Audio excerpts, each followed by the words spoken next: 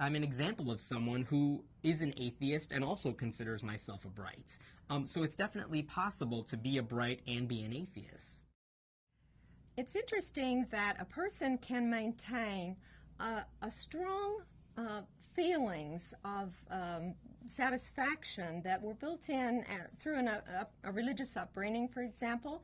If a person were brought up in the Jewish traditions, they would have a lot of affection for many of the food, for example, for many of the rituals, the holidays, those kinds of things would be very important to that person's identity.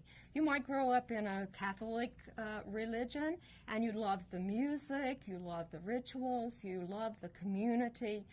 There are many things that you'd like to maintain, and we find that there are people who do maintain many of these aspects that you would call aesthetic aspects or cultural aspects, but they really don't infuse supernaturalism into that. They've kind of dropped that aside, kind of like Thomas Jefferson, who called himself a Christian at many times in his life, basically created his own Bible by clipping out the supernatural stuff because he thought that Jesus had some pretty good messages and was a good prophet in that sense, of the old sense of prophet.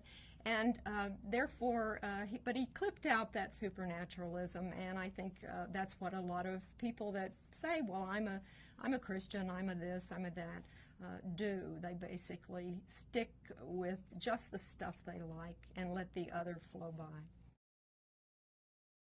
Our own family has a tradition of Christmas music, for instance, and religious music and art, and our children grew up hearing we have an annual Christmas carol party where we sing all the great religious music of Christmas, and we sing it with harmony. We have everybody comes over, and we have but it's an entirely secular celebration.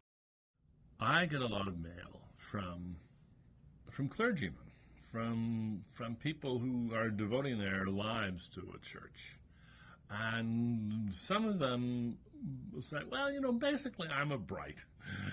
I think it's right on the edge of where we can get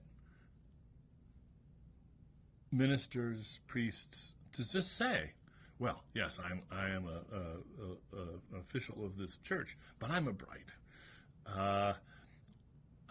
Maybe not in public, but they're saying it to me in private, and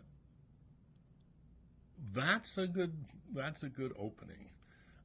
In fact, I am sure that there are lots and lots of pastors out there who, they're brights.